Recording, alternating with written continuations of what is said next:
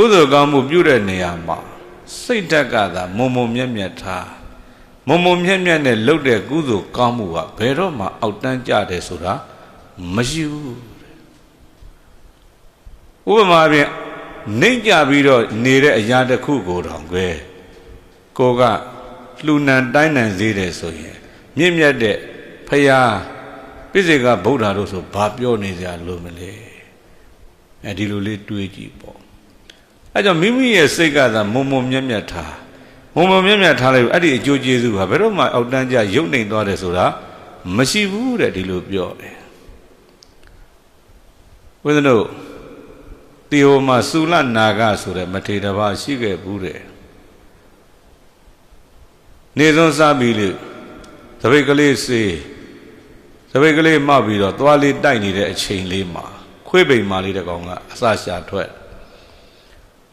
စာကြတဲ့တော့ခွေးပိန်လေးကြည့်ပြီးတော့ကျွေးကျင်စိတ်ပေါက်တယ်လှူကျင်စိတ်ပေါက်တယ်ပေါ့ဘာလှူကကောင်းမလဲကြည့်တော့စွန့်ကြံကွန်းကြံဘောင်းရှိတော့ပို့ပြီးတော့ဆိုတာကနောက်ကိုကြည့်လိုက်တော့ခွေးကလေးလေးတွေ3-4ကောင်ကပါလာစေဟာကြည်စံခွေးလေးတွေစာရှာနေကြတယ်ပိန်ချုံနေတာပဲဘာကျွေးရကောင်းမလဲဘာလှူရကောင်းမလဲဆိုပြီးတော့အလှူ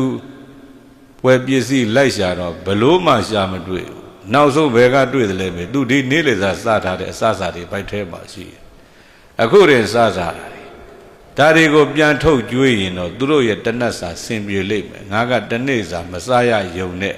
အစာအာဟာရတွေငါဒုက္ခရောက်เสียသိကြီးကြီးဖြစ်မယ်မထင်ဘူးပေါ့လှူခြင်းတာလှူခြင်းတဲ့ပုဂ္ဂိုလ်ကယဟန်လှူခံတဲ့ပုဂ္ဂိုလ်ကခွေး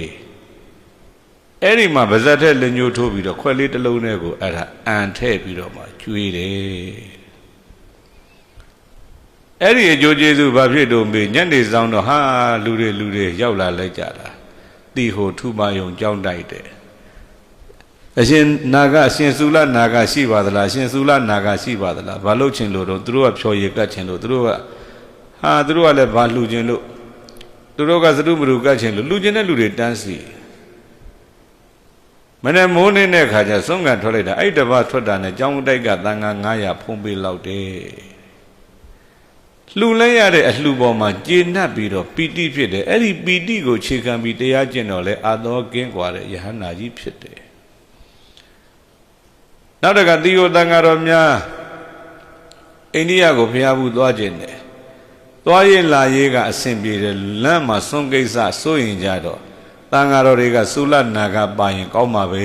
ဆိုတော့ရှင်ဘုရားတို့မပူနဲ့ဘုရားတပည့်တော်လိုက်မယ်စွန့်ကိစ္စတပည့်တော်တောင်းယူတယ်တောင်းယူတယ်ဆိုတော့ရှေ့တုန်းကအခုလိုလင်းမြန်နေကားတွေနဲ့သွားတာမဟုတ်ဘူးလမ်းလျှောက်သွားကြတော့အဲ့တော့ရှင်သုလနာဂနဲ့သွားကြရတာဘာနဲ့တူတော့မေးတယ်တော့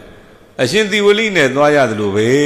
တဲ့တောတွေထဲဖြတ်သွားကျင်တဲ့နေရာသွားအကုန်လုံးလူတွေရှိရင်လူတွေကဆွန်လောင်းလူတွေမရှိနတ်တွေကဆွန်လောင်းကြအိန္ဒိယတခွင်ဘုရားတံဝေဒနိယဌာနအစုံလင်ပေါ့ဗျာဖះတွေဖူးနေတဲ့အချိန်မှာပဲသုလနာကယောဂဆွဲပြီးတော့အဲ့မှာလွန်တော်မူခံဒီရောက်တဲ့အခါတန်ဃာတော်တွေကစိုးရင်ကြဟာတို့တွေတော့သုလနာကမရှိရင်မလွယ်ဘူးဟေးဆွန်ကိစ္စသုလနာကပြောတယ်ရှင်ဘုရားတို့မပူနဲ့ဖះတဲ့တပည့်တော်ရဲ့ယုတ်ကလဒီမှာတဲ့မိသကြိုပြစ်လိုက်မိသကြိုလို့ကျွင်းကြံတဲ့အယိုးလေးကိုဝက်ကလေးတစ်ခုနဲ့ထုတ်တန်ခါ900ရဲ့ထိတ်ဆုံးကသာကင်ပြီးတော့ကြွဆွန်းကိစ္စပြေလေစေရလိမ့်မယ်တဲ့ဒီလိုမိတ်တယ်ဗျာတကယ်လဲသူအဲ့ဒီမှာရင်ပြိဋိဘံစံသွားတယ်သူပြောတဲ့အတိုင်းပဲအယိုးတုပ်ကလေးကင်ပြီးတန်ခါ900ကဖျားဘူးတွေဆက်ကြွတယ်လမ်းဆွန်းကိစ္စဟာလူမပါတဲ့ဒီအယိုးနဲ့တော့အဆင်ပြေတာပြောကျင်တာကဒီအဖြစ်ပြက်ကလေးမှာ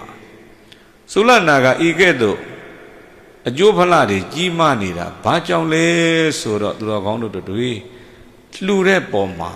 စိတ်ကမွန်မြတ်လွန်းတော့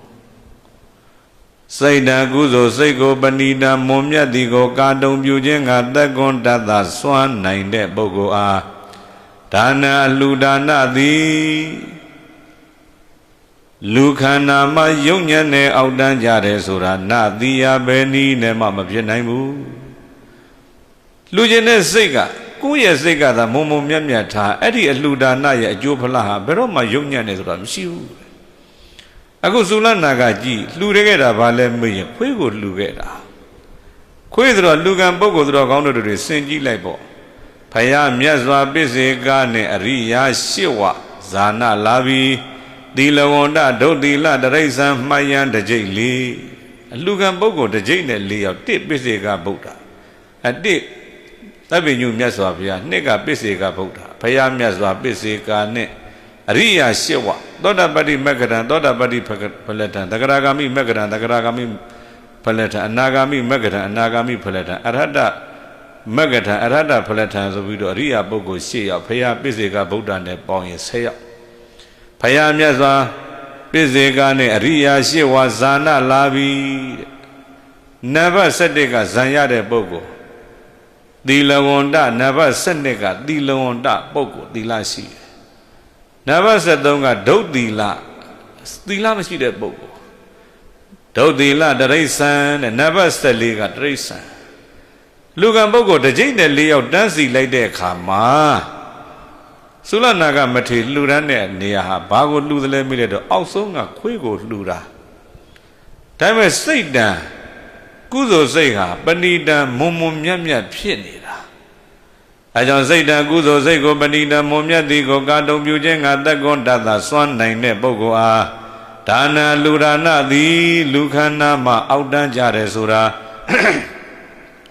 ယုံညံ့နေဆိုတာနသီယဘယ်နည်းနဲ့မှမဖြစ်နိုင်ဘူး